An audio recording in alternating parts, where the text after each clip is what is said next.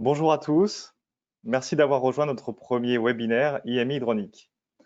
Je suis Antoine Jauvert, chargé du support technique et de la formation de nos clients en France, et je serai à vos côtés aujourd'hui pour faciliter l'organisation du webinaire. Nous avons débuté ce webinaire à 11 h, nous le conclurons donc à midi afin de respecter vos emplois du temps respectifs. Il est enregistré et vous pourrez le retrouver sur notre site web et sur notre chaîne YouTube en replay. Pour le bon fonctionnement de ce webinaire, vos micros sont par défaut inactifs et le resteront afin que nous puissions présenter dans les meilleures conditions. Si vous avez des commentaires ou des questions durant la présentation, vous pouvez les taper dans la fenêtre questions qui se trouve à la droite de votre écran. La présentation durera 45 minutes et nous conclurons ensuite par une session de 15 minutes pour répondre à toutes vos questions. Vous serez également sollicité à participer à des sondages tout au long de la présentation. Pour cela, merci de basculer du mode plein écran au mode fenêtre via le bouton prévu à cet effet que vous pouvez visualiser à l'écran. Vous pouvez basculer à tout moment entre ces deux modes d'affichage. Aujourd'hui, nous débutons donc une série de 6 modules qui paraîtront mensuellement et qui traiteront des solutions hydrauliques pour répondre aux nouvelles contraintes d'optimisation énergétique et environnementale dans la construction des bâtiments. Les différents sujets abordés à travers ces modules seront: le premier, c'est celui du jour, la conception hydraulique et son impact sur la consommation énergétique d'un bâtiment. Nous verrons ensemble ensuite, le jeudi 18 juin, les différents modes de régulation des unités terminales, où nous comparerons notamment le modulant au tout ou rien. Le jeudi 9 juillet, nous parcourrons l'ajustement des faibles débits d'une installation et la gestion du débit minimal. Le jeudi 24 septembre, nous détaillerons les différentes solutions existantes en changeover, chaud et froid. Et le jeudi 29 octobre, nous détaillerons comment réaliser un équilibrage hydraulique optimal en résidentiel collectif. Enfin, le 26 novembre, nous parcourrons la communication digitale au service de l'optimisation hydraulique.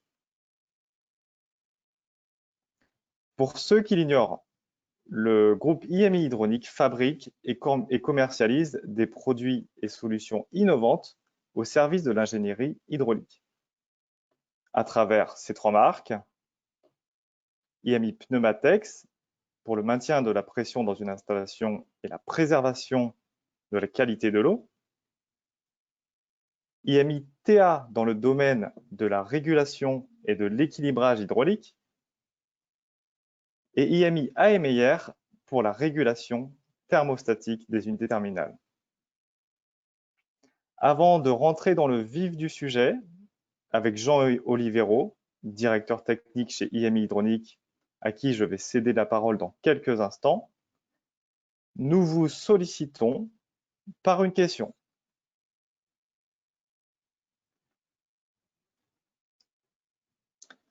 À votre avis, quelle est la part des systèmes de chauffage et de climatisation des bâtiments, les systèmes CVC, dans la consommation énergétique mondiale? 5%, 10%, 15% ou 20%? Je vous laisse quelques secondes pour répondre au sondage.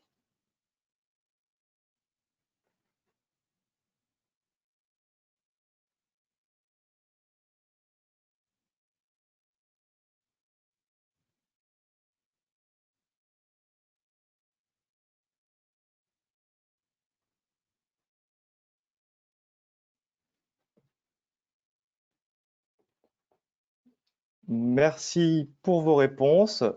Je clôture ce sondage et je vous partage vos résultats. Voilà, la majorité d'entre vous a répondu 20%. Il y a également une part importante qui a répondu 15%. Et D'après les études de la Commission européenne et sa directive sur la performance énergétique des bâtiments, ainsi que celle du département des énergies aux États-Unis, les bâtiments consomment 40% de l'énergie totale consommée dans le monde.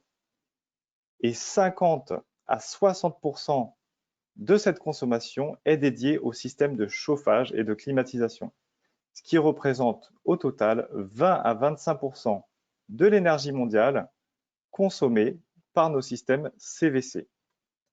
Ce chiffre est important et nous interpelle sur la nécessité de réduire ces consommations. C'est ensemble tout au long de cette année que nous verrons comment le faire. Je laisse maintenant la parole à Jean. À toi de jouer. Merci Antoine. Bonjour à tous et bienvenue à ce premier webinaire.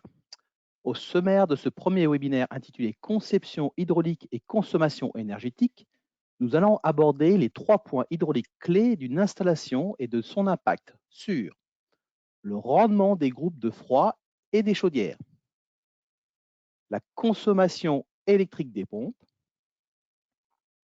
la maîtrise de la température ambiante. Et nous terminerons ce webinaire par une conclusion qui sera suivie d'un échange de questions-réponses. Pour ce premier point, nous allons donc parler du rendement des groupes de froid et des chaudières.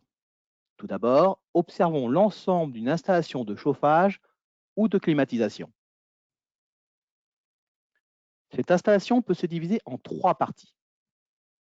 La première est la partie production, avec des groupes de froid, des chaudières, des pompes à chaleur, tout cela étant des matériels bien connus.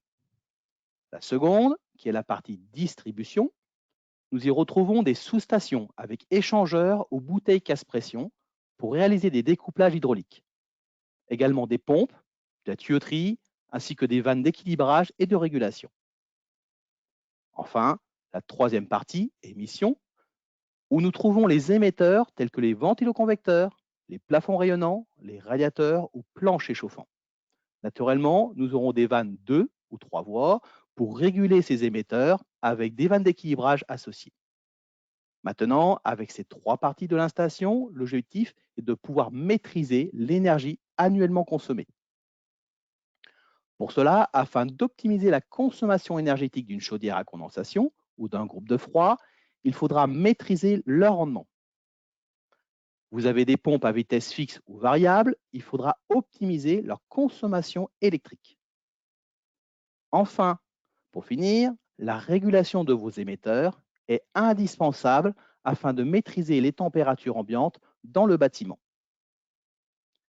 Maintenant que tout ceci est dit, abordons le premier point qui est la partie production.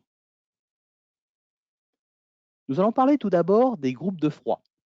Il faut bien être conscient que le rendement des groupes de froid n'est pas suffisamment observé avec attention. Quand nous parlons de rendement, nous parlons du coefficient de performance, le COP, qui est déterminé selon l'énergie électrique apportée au groupe de froid et celle restituée à l'installation hydraulique. Ce coefficient se calcule donc en divisant la puissance de l'évaporateur par celle du compresseur. On obtient généralement des valeurs de l'ordre de 2,5, 4, voire 6. Pour cela, il faut maintenir un ΔT élevé lors de la variation de puissance du groupe de froid. Ce ΔT est dépendant de la température de départ TD et de celle du retour TR. Lors d'une puissance partielle, plus ce ΔT sera élevé, plus la puissance du groupe de froid sera élevée. En exemple, nous pouvons prendre comme régime de température habituel de groupe de froid 7-12. Ne pouvant pas agir sur la température de départ, qui est fixée à 7 degrés, donc constante, seule la température de retour élevée nous permettra d'augmenter grandement la performance du groupe de froid. Regardons maintenant l'évolution de cette performance selon la température de retour TR. Voici donc un graphe fourni par un fabricant de groupes de froid qui nous indique son coefficient de performance selon la température de retour TR. Dans cet exemple, le groupe de froid est de 703 kW avec une température de départ de 7 degrés. Ce graphe nous indique que si la température de retour TR est de 12,5 degrés, alors la performance du groupe de froid sera de 5. Si cette température de retour TR passe de 12,5 à 11,9 degrés, alors le coefficient de performance passe de 5 à 4,6. Avec 11,2 degrés en température de retour, il passe de 5 à 4,4. Enfin, avec 10,6 degrés en température de retour, il passe de 5 à 4,2. Ça ne paraît pas si important que ça, mais ça représente tout de même une chute de plus de 15% de la performance du groupe de froid. Conséquence, une consommation énergétique plus élevée. Nous voyons donc ici l'impact très important de la température de retour sur la performance des groupes de froid. Dans cette installation, sauriez-vous me dire quel est l'organe technique qui agit sur la température de retour de l'installation? Eh bien, ce sont les organes qui régulent les unités terminales. Les vannes de régulation vont permettre d'améliorer grandement les rendements. Cela va donc uniquement dépendre de la manière dont vont être régulés les ventiloconvecteurs, les plafonds froids ou les centrales de traitement d'air. Selon le pilotage de la vanne de régulation, la température de retour sera directement influencée, comme nous l'indique ce graphe. Nous allons donc comparer une installation à débit constant avec des vannes 3 voies, une installation à débit variable avec des vannes 2 voies en régulation modulante. Pour une installation à débit constante avec des vannes 3 voies, à pleine puissance, nous avons des retours à 12 degrés. Si la puissance diminue, la température de retour diminue aussi. Vous pouvez ainsi voir sur ce graphe que si nous avons 60% de puissance, nous avons une température de retour de 11,5 degrés. Avec 30% de puissance, nous avons une température de retour de 10 degrés. Et pour 4% de puissance, nous avons une température de retour de 7,5 degrés. Dans le cas d'une installation à débit variable, avec des vannes 2 voies en régulation modulante, nous avons également une température de retour de 12 degrés, à pleine puissance bien sûr. Mais si la puissance diminue, la température de retour augmente très nettement. Avec 60% de puissance, nous avons maintenant une température de retour de 13,5 degrés. Avec 30% de puissance, nous avons une température de retour de 17 degrés. Et enfin, pour 4% de puissance, nous avons une température de retour de 22,5 degrés. Avec une installation à débit variable, contrairement à une installation à débit constant, nous voyons ici nettement l'influence des unités terminales sur la température de retour, par conséquent sur la performance des groupes de froid. Vous pouvez facilement imaginer que nous aurons le même phénomène avec les chaudières à condensation. C'est ce que nous allons voir de suite. Nous avons tous à l'esprit que le but d'une chaudière à condensation est de réaliser des économies d'énergie en condensant la vapeur d'eau contenue dans les fumées. Nous pouvons donc ainsi récupérer jusqu'à 11% de rendement. En réduisant la température des fumées, nous pouvons également gagner 4 à 5% de rendement supplémentaire. Vous pouvez ainsi gagner soit 15% de rendement cumulé sur cette chaudière, à une seule condition, c'est qu'elle puisse condenser tout au long de l'année. Pour cela, comme précédemment, ce sont les unités terminales qui vont conditionner ce rendement supplémentaire. Pour condenser, nous devons avoir une température de retour en dessous du point de rosée le plus souvent possible. Vous pouvez voir ici sur ce graphe la courbe en rouge qui représente la température départ chaudière TD en fonction de la température extérieure. Nous avons choisi une loi d'eau 80-60 avec une température extérieure de moins 5 degrés. Voici la courbe verte en pointillé qui représente la température théorique avec un juste débit dans la conduite retour chaudière. Enfin, voici la courbe bleue de la température retour chaudière TR avec un surdébit. Avec une température de départ de 80 degrés pour une température extérieure de moins 5, la température retour est de 67 degrés au lieu des 60 attendus, soit un delta T de 7 degrés en trop. Tout cela est dû au même phénomène que pour les groupes de froid. Pour cette installation de chauffage, les organes qui représentent les unités terminales sont des radiateurs. Si ce delta T n'est pas respecté, alors nous pouvons constater la conséquence sur le graphe. La température de retour chaudière dépasse le point de rosée dès que nous sommes en température extérieure en dessous de 4 degrés. Alors que la courbe de température souhaitée, retour souhaité, en pointillé vert, nous permettrait de condenser jusqu'à 0 degré extérieur en théorie. Si nous avons des surdébits, la température retour chaudière TR sera plus élevée que celle souhaitée. Alors, la période où doit condenser la chaudière sera plus courte.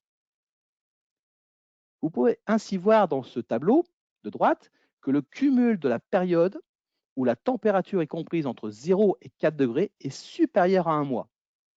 De plus, le temps de fonctionnement journalier pendant cette période est bien plus élevé comparé au reste de l'année. En termes énergétiques, vous pouvez imaginer facilement le fort gain qui peut être obtenu durant cette période. Nous avons ici une haute technologie, mais à cause de la mise au point de l'installation, elle sera inefficace une partie de l'année. Nous venons donc de voir l'impact des températures de retour sur le rendement et l'efficacité de notre chaudière ou de notre groupe de froid. Nous allons également voir qu'un autre élément est à prendre en compte dans nos chaudières et nos groupes de froid. Je veux parler tout simplement des problèmes d'encrassement que l'on constate dans les échangeurs, les chaudières et autres. Cet encrassement est dû à une corrosion, à du tartre, à des particules, à de la boue. Pour quantifier la perte énergétique à cause de l'encrassement, une société de maintenance nous a aimablement communiqué ce tableau où l'on a mesuré la capacité frigorifique avant et après nettoyage du groupe de froid. Avant nettoyage, nous avons une capacité frigorifique de 1020 kW et de 1176 kW après nettoyage, soit un gain de 15% de sa capacité frigorifique. Dans le même temps, la consommation électrique est passée de 340 kW à 294 kW, soit une baisse de 14% de la consommation électrique. Si nous faisons le total des deux, l'efficacité globale est passée de 3 à 4, soit un gain énergétique de 33%. Nous arrivons à notre seconde séquence question. Antoine, je te redonne la main. Voilà. Alors, à propos d'encrassement, à votre avis, quel est l'impact sur la consommation énergétique d'un dépôt d'1 millimètre de tartre sur les échangeurs? Plus 0,5%, plus 1%, plus 3% ou plus 9%? Comme tout à l'heure, je vous laisse quelques secondes pour répondre en cliquant directement sur la réponse de votre choix à l'écran.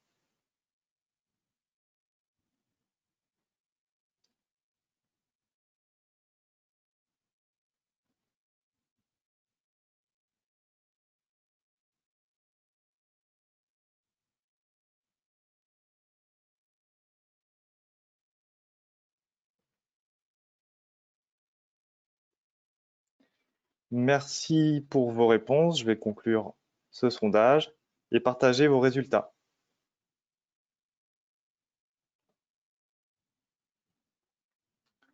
En majorité, vous avez donc répondu plus 9% d'impact sur la consommation énergétique. Une partie un peu plus minoritaire a répondu 3%. Jean, peux-tu nous en dire plus à ce propos?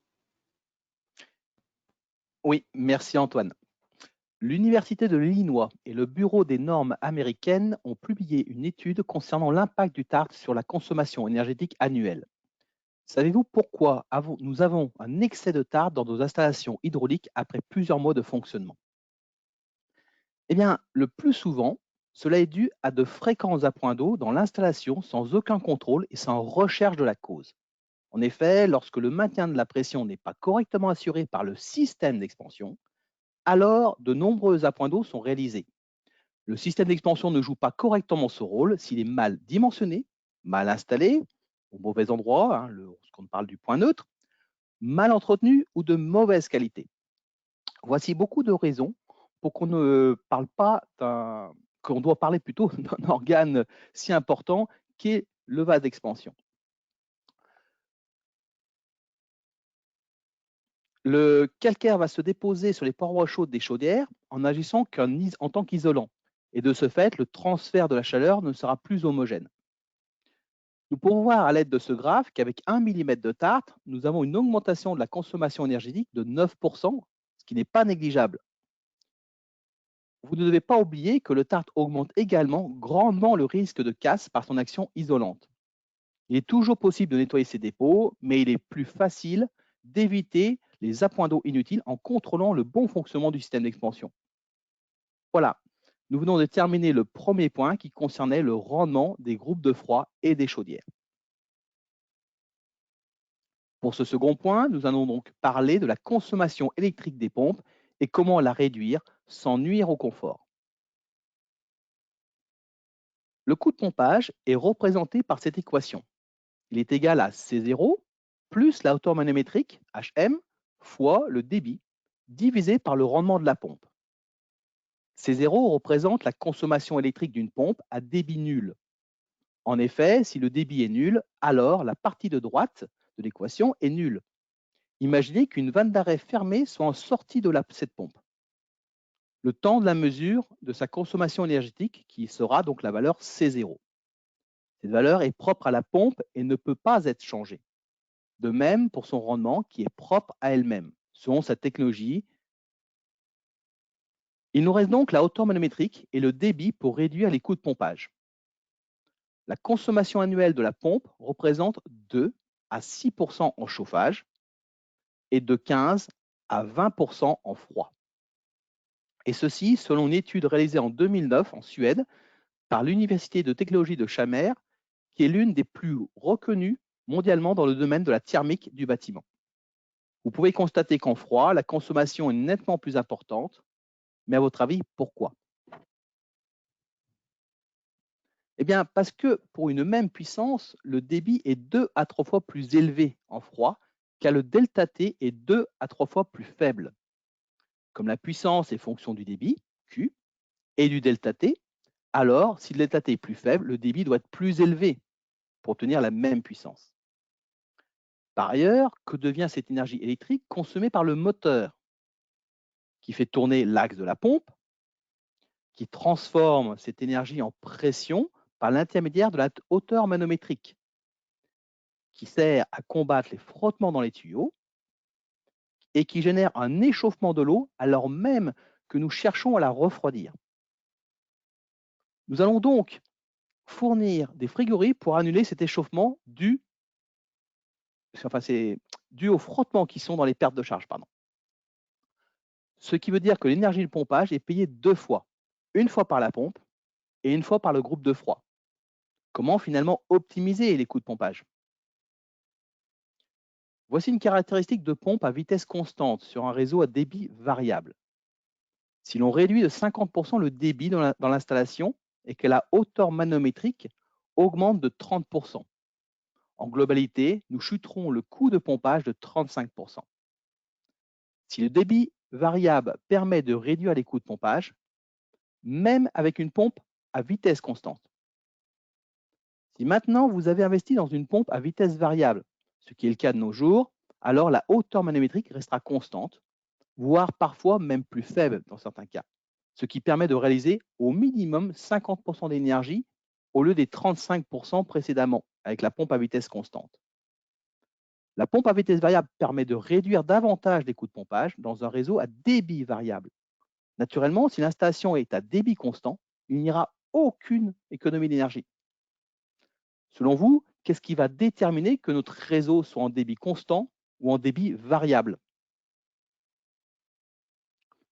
Bien, comme précédemment, cela va dépendre uniquement de la partie émission et donc du comportement des vannes de régulation des unités terminales.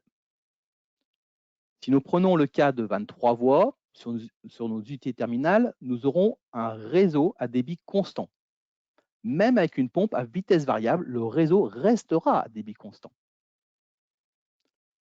Si nous avons des vannes 2 voies, alors notre réseau sera à débit variable.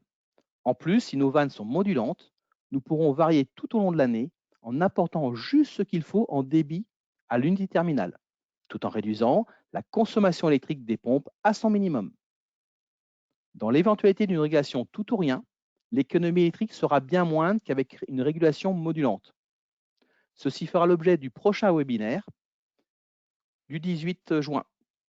Maintenant, nous allons revenir au frottement dans les tuyaux, car elles sont directement liées à la hauteur magnétrique de la pompe. En effet, nous avons vu les conséquences néfastes de l'encrassement dans la production. Mais qu'en est-il de la corrosion des tuyaux sur la consommation énergétique de la pompe? Par conséquent, sur sa hauteur manométrique, qui est là pour combattre les pertes de charge dans tous les circuits. Prenons donc un tuyau acier en DN25 qui est neuf et qui vient d'être installé, donc sans corrosion interne. Sa rugosité intérieure est de l'ordre de 0,05 mm avec, en exemple de débit, 1 m3, ce qui nous donne une perte de charge de l'ordre de 12 mm par mètre linéaire. Une étude universitaire nous montre qu'après quelques mois avec une faible corrosion, la rugosité est de l'ordre de 0,15 mm. La perte de charge moyenne engendrée est déjà de 25%. En prenant maintenant une corrosion moyenne pour une installation plus ou moins ancienne et qui a plus ou moins bien vieilli, la rugosité sera de l'ordre de 0,5 mm. Sa perte de charge moyenne engendrée sera de plus 185% par rapport à l'origine, avec une forte corrosion lorsque l'installation a subi de fréquents appoints d'eau et que l'entretien a été négligé, sa rugosité sera de l'ordre d'1 mm. Sa perte de charge moyenne sera de l'ordre de plus 255%.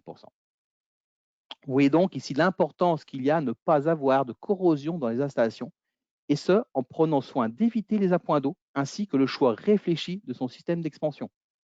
Sinon, la hauteur métrique de la pompe devra être augmentée pour obtenir le bon débit dans toute l'installation. Ceci va donc augmenter la consommation énergétique des pompes, tant soit peu que la pompe puisse y parvenir. Sinon, il faudra la changer.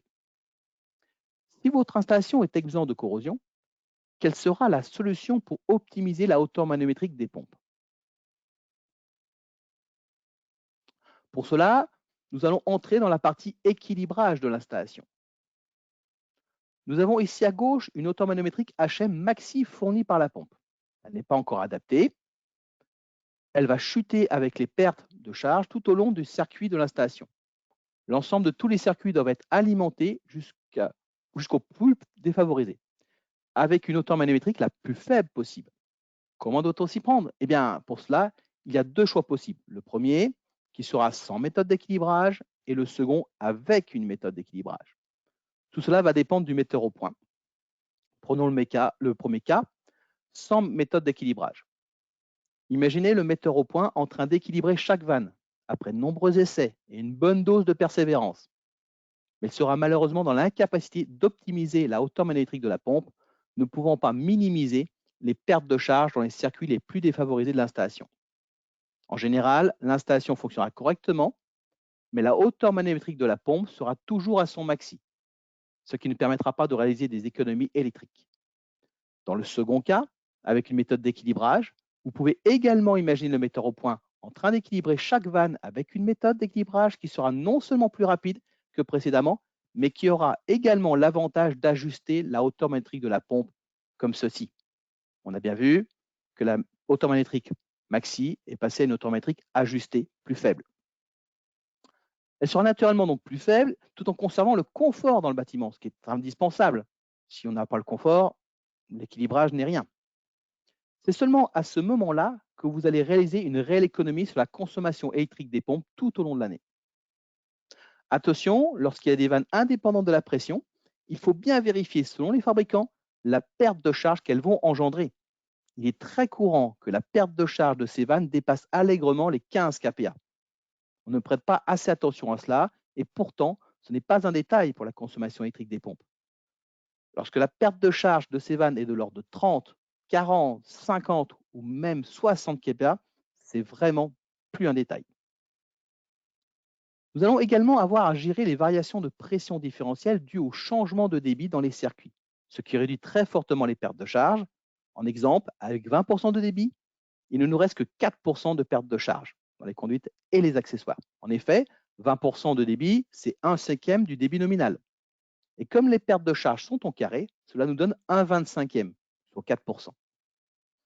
Conséquence, toute la hauteur manométrique se retrouvera alors dans les vannes de régulation qui ne seront plus en mesure de moduler correctement car leur autorité sera très fortement dégradée. Pour éviter cela, il sera nécessaire d'installer des régulateurs de pression différentielle localisés pour pouvoir gérer les grandes variations de pression. Cette problématique, je vais vous la présenter via un exemple concret. Alors, cet exemple est intéressant parce que le maître d'ouvrage a souhaité faire préalablement un essai sur ce bâtiment avant de le généraliser sur tous les autres. Il concerne une installation de froid avec des ventiloconvecteurs et des centrales de traitement d'air. Dans cette installation, il y a 2 groupes de froid avec pompe de charge individuelle, un secondaire à débit variable avec vanne de décharge. Et pour finir, une opération de rénovation du réseau de distribution. Voyons maintenant le principe de cette distribution.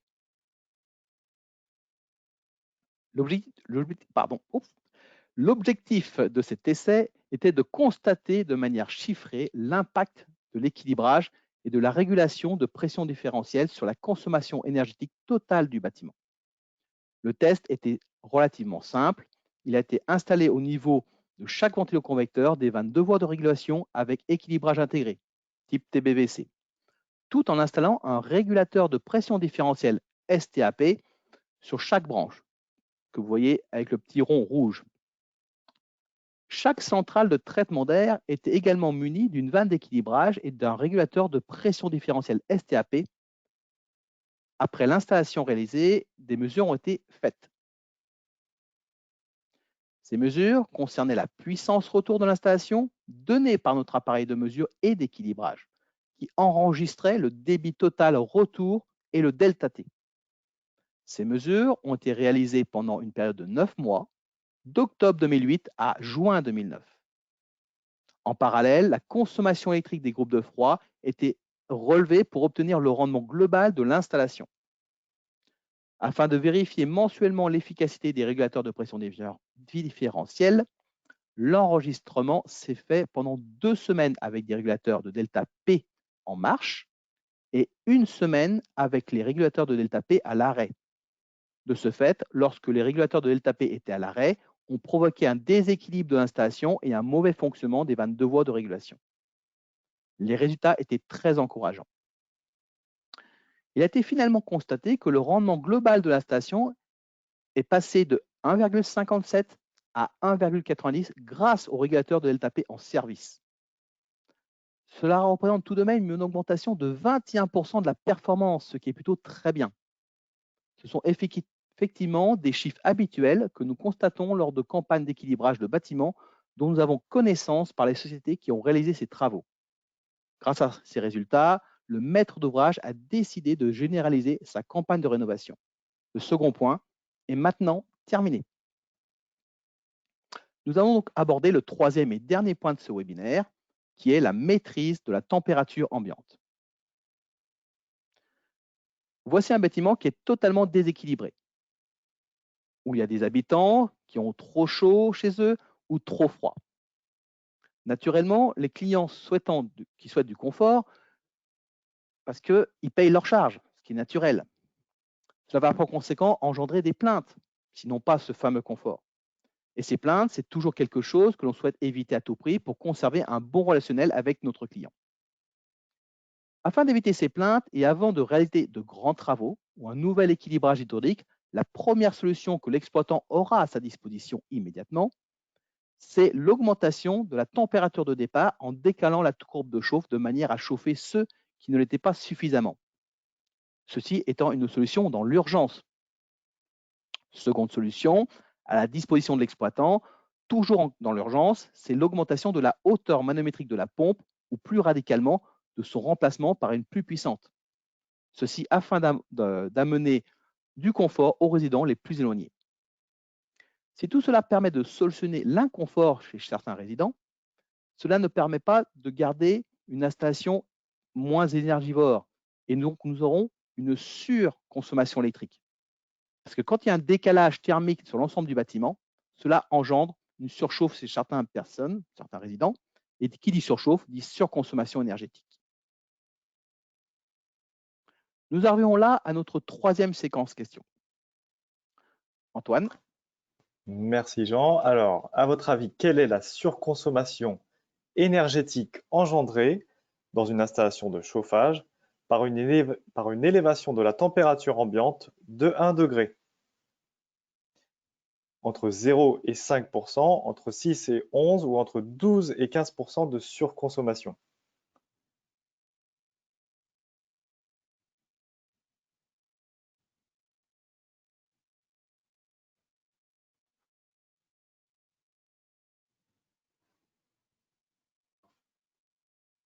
Merci pour vos réponses. Je conclus ce sondage et je vous partage vos résultats. Vous avez majoritairement répondu la réponse 2, entre 6 et 11%. Et puis également entre 12 et 15%. Jean, peux-tu nous en dire un peu plus? Peux-tu détailler ces résultats? Oui, Antoine, je te remercie. Quand nous parlons de surconsommation énergétique, il faut se rendre compte qu'un degré trop haut dans un circuit chaud ou qu'un degré trop bas dans un circuit froid coûte beaucoup d'énergie rapportée à la consommation énergétique annuelle. Autrement dit, si vous chauffez à 22 degrés au lieu de 21, vous consommerez entre 6 et 11% de plus. Et si vous climatisez à 23 degrés au lieu de 24 degrés, vous consommerez entre 12 et 18% de plus. Il est à noter que le coût en froid est bien plus important qu'en chaud. Le confort est source d'économie d'énergie, tandis que l'inconfort est source de consommation d'énergie. Le confort va dépendre du fonctionnement de la boucle de régulation qui va contrôler la température ambiante du local que vous voyez à votre droite.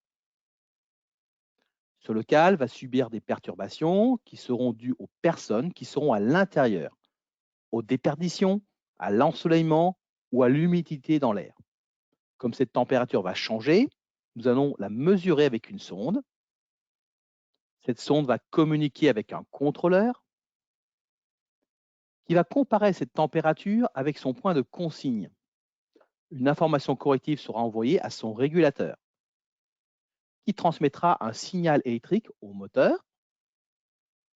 Et ce moteur va modifier le KV de la vanne de régulation, donc son ouverture, sa section de passage.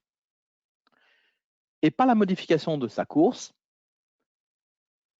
qui va à son tour modifier le débit d'eau dans l'unité de terminal, qui peut être ventilo-convecteur ou autre. Enfin, cette unité terminale va modifier la puissance émise dans le local et la boucle est bouclée. Le signal qui sera envoyé sur le moteur pourra être de type tout ou rien ou chronoproportionnel, 3 points ou modulant. Selon le mode de régulation des unités terminales, modulant ou tout ou rien, le comportement de votre installation sera très différent. Mais c'est un sujet complet qui fera donc l'objet de notre second webinaire le 18 juin prochain. Si vous le souhaitez, vous pouvez dès aujourd'hui vous inscrire sur notre site internet. Nous arrivons maintenant à la conclusion de ce premier webinaire. Pour la partie production, nous avons vu que le rendement des groupes de froid et des chaudières dépendent de la température de retour de l'installation. Pour optimiser cette température de retour, nous devons travailler à débit variable et avoir une régulation modulante sur les unités terminales. Naturellement, il faudra éviter l'apport de calcaire et d'oxygène grâce à un bon maintien de pression ainsi qu'une bonne qualité d'eau. Tout cela évitera l'encrassement des groupes de froid et des chaudières. Nous pourrons ainsi atteindre des rendements supplémentaires de l'ordre de 15%. En ce qui concerne la partie distribution, nous avons vu que la consommation des pompes dépendait de la hauteur manométrique et du débit. Ceci implique qu'il faut une installation à débit variable et une régulation modulante pour optimiser les coûts de pompage. Un bon équilibrage est également indispensable pour amener l'eau à chaque unité terminale sans perte de charge inutile. Il faut également un bon maintien de pression et une bonne qualité d'eau pour éviter l'apparition de corrosion qui augmenterait entre autres les pertes de charge dans l'installation. Avec cela, nous pourrions réaliser jusqu'à 40% d'économie sur les coûts de pompage et l'on sait qu'en froid, ils sont très élevés. Et pour finir, dans la partie émissions, nous avons constaté l'économie énergétique pour 1 degré de plus ou de moins de la température ambiante. ce qui vous permet d'obtenir des réductions de coûts de l'ordre de 15 à 25% si nous maîtrisons ces températures. Ceci n'est possible que grâce à une régulation modulante et un équilibrage hydraulique correct. Voici de manière synthétique l'impact de la conception hydraulique sur la consommation énergétique d'une installation. Maintenant, Antoine et moi-même allons répondre à vos questions. Alors, on a reçu plusieurs questions, on en a sélectionné et on a commencé à les traiter. Voici la première. Concernant les températures d'eau aller et retour, vous n'avez pas mentionné l'impact sur la déperdition des tuyauteries. Est-ce qu'on ne devrait pas également prendre en compte ce paramètre, sachant que sur certaines installations, le calorifuge n'est pas totalement efficace? Donc, en effet, la température d'eau dans le système aura directement un impact sur la déperdition des tuyauteries, puisque cette déperdition est liée à la différence de température entre l'eau dans la conduite et la température extérieure. Plus cette différence est grande et plus on aura de déperdition. Donc, finalement, si on a une température de retour plus élevée, on aura un delta T entre cette température et la température extérieure plus élevée, ce qui provoquera des déperditions supplémentaires. Donc, ça, c'est dû à une mauvaise gestion des débits dans l'installation, finalement un retour qui est trop élevé par rapport au retour recherché. Et on a vu ensemble que 1 degré supplémentaire équivaut à 3% de déperdition supplémentaire sur les tuyauteries. Voilà. Après, on aura un autre phénomène qui est la courbe de chauffe, sa position, son ajustement. Si on doit décaler la courbe de chauffe parce qu'on a un manque de chauffage dans l'installation, eh ben, à ce moment-là, toutes les températures seront surélevées et elles seront, donc finalement, le delta entre la température extérieure et cette température sera plus élevé et la déperdition sera plus élevée. Tout à fait, Antoine, c'est ce qu'on a vu sur la diapo avec la chaudière, où effectivement, si le retour est à 67 degrés au lieu de 60, entre 60 et 67 de retour par moins 5 extérieur, c'est 7 degrés supplémentaires. Bah, c'est 7 degrés, donc cette déperdition sera plus élevée que s'il y avait 60 degrés de retour. Tout à fait. Voilà. Merci à notre équipe. J'ai reçu la question. Merci de m'avoir donné quelques références parce qu'effectivement, je ne le connais pas par cœur. La question est la suivante.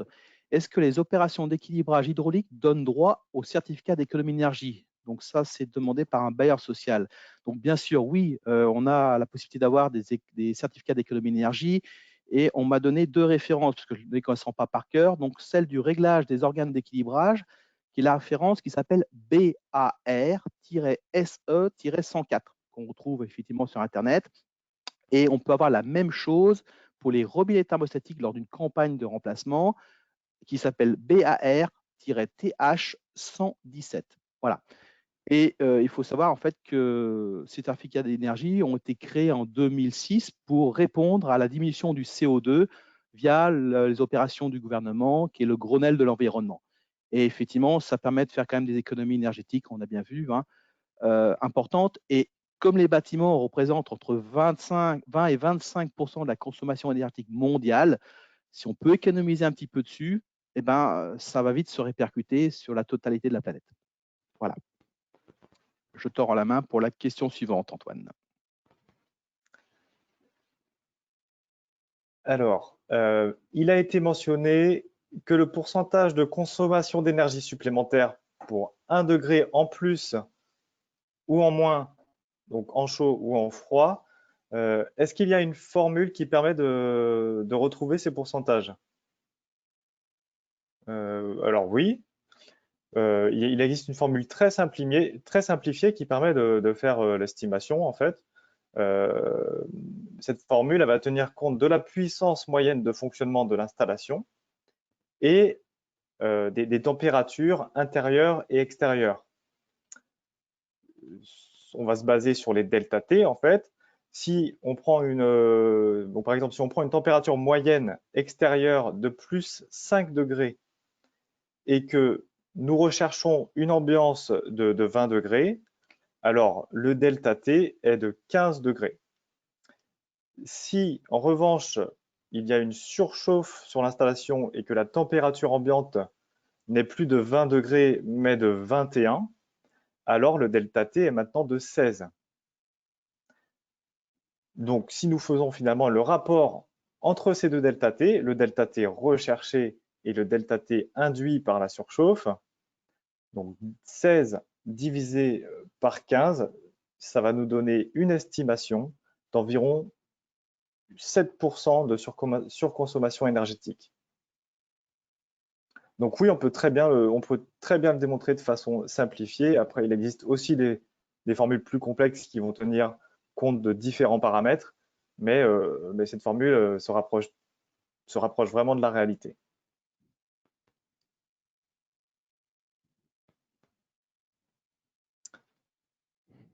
Jean, je te laisse Oui.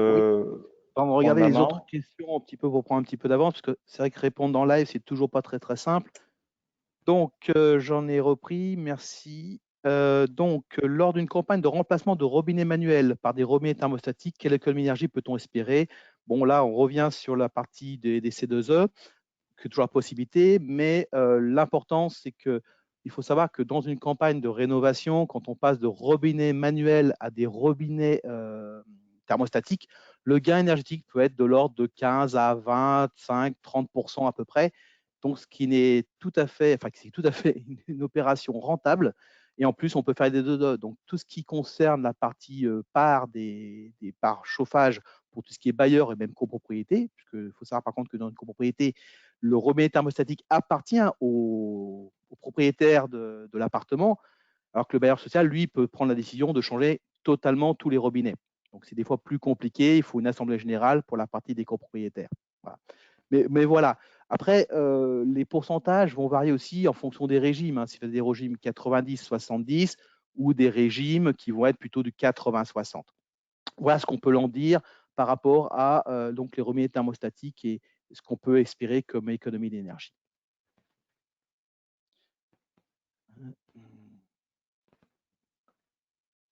Je te relaisse la main, je relis en même temps les questions qui arrivent.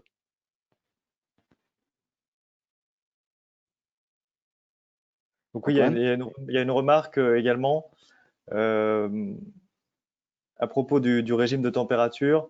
En effet, si le régime de température n'est pas respecté et que la température de retour est trop élevée, les chaudières ne vont pas condenser.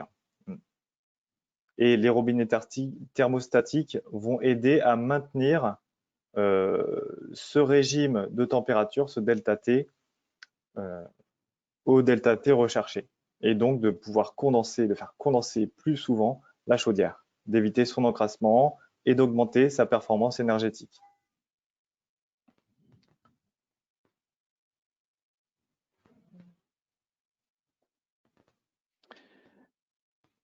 Je vois. Oui, vas-y. Je t'écoutais discrètement parce que je lisais les questions en même temps pour y reprendre. Si tu veux répondre à une question, tu peux. Oui, là j'en vois une. Alors bonjour, est-ce qu'un circuit de chauffage avec 23 volts en amont d'une pompe à débit variable est considéré comme un circuit à débit variable? Alors effectivement, s'il y a une 23 voies, on va circuit variable, mais pas en aval de la pompe. C'est un débit variable sur la partie de la production avec la chaudière. C'est-à-dire que si je comprends bien la question, c'est qu'il y a une chaudière, il y a une 23 voies et après il y a une pompe. Bah, là où il y a la pompe, on appelle ça le circuit constant. Donc, ça sera que s'il y a dans ce circuit-là des émetteurs comme des radiateurs avec des relais thermostatiques, que ça sera un circuit variable. Mais si vous avez des 23 voies derrière, vous n'aurez pas de réseau à débit variable derrière, ça sera un débit constant. La 23 voies, le circuit débit variable n'est que sur la chaudière. C'est pour ça que, bah non, malheureusement, ce n'est pas un circuit à débit variable. Bon, apparemment, malheureusement, je vois dans les questions des gens qui n'ont pas pu cliquer apparemment et qui ont pu répondre dans nos sondages par rapport aux questions. Je suis navré pour ceux qui n'ont pas eu l'occasion de pouvoir facilement répondre. J'espère que dans la majorité, vous avez pu vous en débrouiller. Je vois que les questions affluent de plus en plus, donc on n'arrivera pas à vous répondre toutes avant midi, mais on va en prendre encore quelques-unes. Le choix de vannes modulantes type TBVC en entrée de gaine palière. Alors, oui, on peut faire tout à fait ça, on peut mettre des vannes, mais des vannes TBVC en gaine palière, en fait, c'est ce qu'on appelle, comme on a actuellement les CIC1 dans le même principe, où nos kits, je suis en train de chercher le nom, ça ne me revient pas, c'est normal, je suis en direct, de nos CIC dynamiques, en fait. On a ceci. Par contre, il faut garder en pied de colonne des régulateurs de pression différentielle avec une STAP, donc un régulateur de pression différentielle et une vanne d'équilibrage pour garder une LTAP constante en entrée de chaque bâtiment. Mais effectivement, on peut faire ça. Si vous mettez que la TBVC, l'équilibrage sera fait, mais vous aurez une économie d'énergie substantielle. On pourrait aller plus loin que ça. Je remercie les commentaires qui font très plaisir. Bonjour, merci pour cette très bonne présentation. Bonne journée. Je la partage à toute l'équipe. Je vous en remercie. C'est très agréable à lire.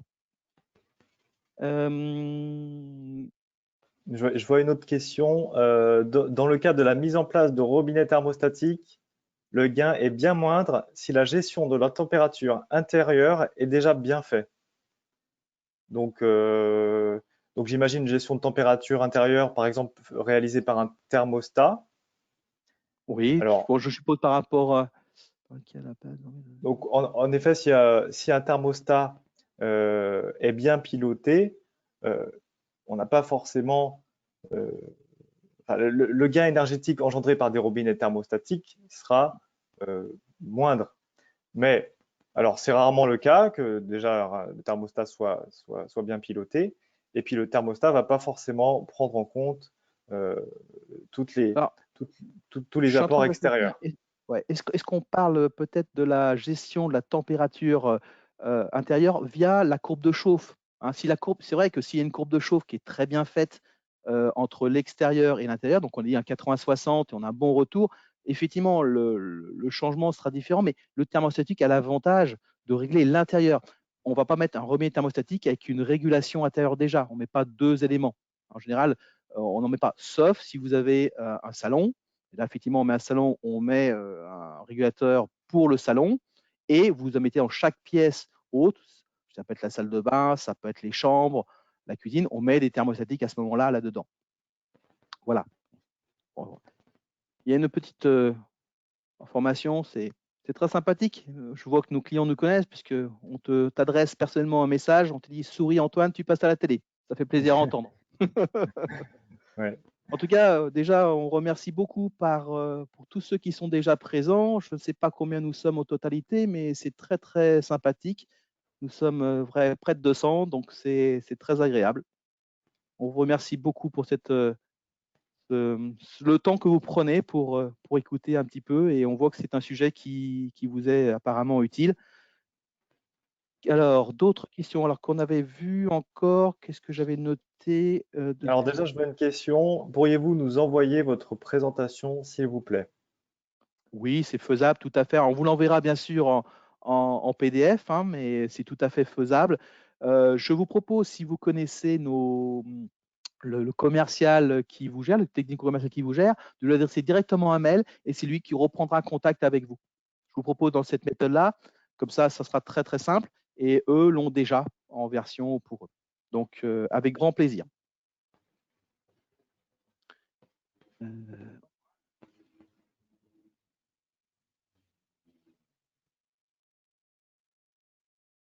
Hop.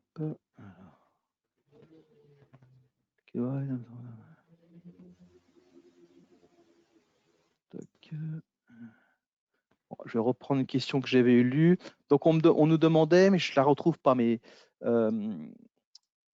on nous disait que le TART n'était pas forcément un très gros problème parce qu'on avait des adoucisseurs. Alors, effectivement, cette question est pertinente. On a des adoucisseurs dans les chaufferies, en général. Le TART ne poserait pas de problème. Enfin, le calcaire ne se précipiterait pas en TART, OK. Mais sauf que quand vous mettez des apports d'eau fréquents, malheureusement, vous allez ajouter de l'oxygène en permanence. Et on sait que l'oxygène avec de l'eau et de l'acier ne fait pas bon ménage du tout, du tout, du tout. Hein, on peut voir que les corrosions, on a vu les boues, et je pense que tout ce qui coûte en désembouage, en problème de ce type est vraiment très conséquent. Donc malheureusement, je ne pense pas que l'adoucisseur soit la seule solution. Il est une solution, c'est intéressant, parce que les fabricants de chaudières demandent des qualités d'eau, donc ça, tout à fait d'accord avec la personne. Mais si on dit, parce que j'ai un adoucisseur, je peux faire autant d'appoints d'eau, là, c'est une très, très grosse erreur. Il faut vraiment prendre ça en considération, que l'appoint d'eau est est un énorme facteur de problème. Donc, il faut vraiment le contrôler et, si l'on peut, le limiter à son minimum. Voilà. Ben, nous allons bientôt arriver. Il nous reste 4 petites minutes pour être dans les temps. Je ne sais pas si tu as encore une autre question que tu vois, Antoine. Oui, je vois plusieurs questions encore. On y Euh, répondra après ensemble. Ah, alors, donc, virer les bâches, ça nous fait plaisir aussi, effectivement, oui. Mais plus de bâches air libre, oui, ça serait une très très bonne idée. je vais répondre à une question. Combien peut-on espérer d'économie d'énergie suite à une opération d'optimisation hydraulique? Donc, bah,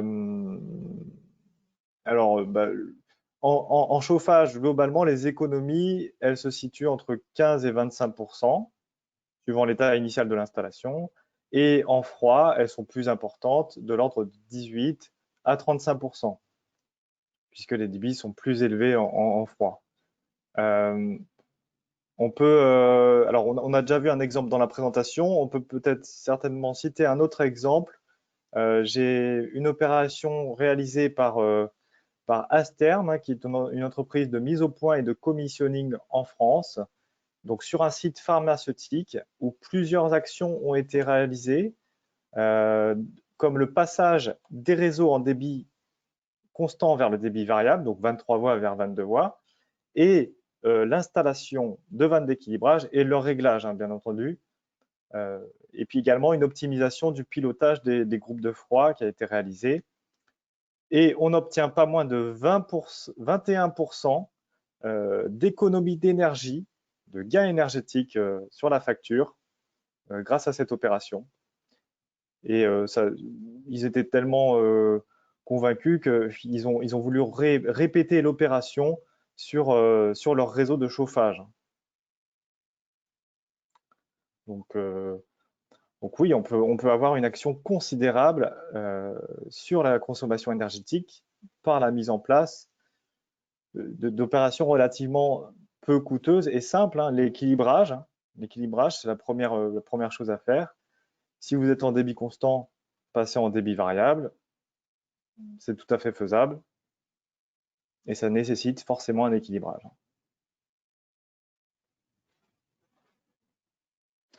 Oui, là, je revois encore une info. La procédure de réglage des vannes de voie maintien de pression différentielle est très mal connue. Il serait nécessaire de faire un guide pour former les metteurs au point. Tout à fait, tout à fait. Surtout quand on voit aussi les delta P monstrueuses qu'on peut avoir quand on met une vanne à pression différentielle pour gagner de l'énergie et donc mieux équilibrer. Malheureusement, on rajoute une hauteur métrique supplémentaire sur la pompe de l'ordre de 5-6 mètres. C'est aberrant, aberrant. En fait, on veut faire quelque chose de bien et on engendre d'autres erreurs. Donc, effectivement, on pourrait effectivement. N'oublions pas que sur ce site, enfin sur notre société, nous faisons des formations. Nous avons un centre de formation qui est une sorte de formation hydraulique, hein, qui va rouvrir en septembre, parce qu'avec le Covid-19, malheureusement, on a dû s'arrêter, mais il va rouvrir ses portes. Donc, à partir de septembre, vous pouvez trouver sur notre site internet, en même temps que vous allez vous inscrire, si vous le souhaitez, pour le second webinaire qui sera le 18 juin. Vous pouvez aussi regarder nos formations qui sont sur notre plaquette de présentation. Voilà. En tout cas, encore merci pour tous ces messages très sympathiques de remerciements. Ça fait chaud au cœur, ça fait voir qu'on est sur la bonne voie ben, merci à tous. Merci à Bah, tous. Ben, Antoine, on a il est reçu- midi, on va rendre l'antenne. oui, Je te laisse le mot de la fin. on a pu répondre à pas mal de questions, mais il en reste beaucoup. Enfin, on va y répondre, hein, après le webinaire. On les garde et on vous fera des réponses personnalisées. Donc, bah, je voulais vous remercier. Merci de votre participation à ce premier webinaire. Nous espérons qu'il vous aura été profitable. En tout cas, nous, on aura pris du plaisir. Vous recevrez une rapide enquête de satisfaction juste après le webinaire. N'hésitez pas à nous faire part de vos remarques, de vos commentaires. Elles nous seront d'une aide précieuse. Et on vous donne rendez-vous le mois prochain pour le deuxième épisode de ces 6 modules sur comment réduire la consommation énergétique. Et donc, le deuxième module que nous verrons, c'est les différents modes de régulation, le modulant et le tout ou rien. Voilà. Merci pour le mot de la fin, Antoine. Nous vous souhaitons, enfin toute l'équipe EMI vous souhaite de bien finir la journée et puis de bien vous protéger avec ce qui nous arrive actuellement de façon sanitaire. Merci encore pour votre participation. Très belle fin de journée. Au revoir, Antoine. Merci, Jean. Bonne journée. Salut. Bon appétit. Au revoir. Au revoir.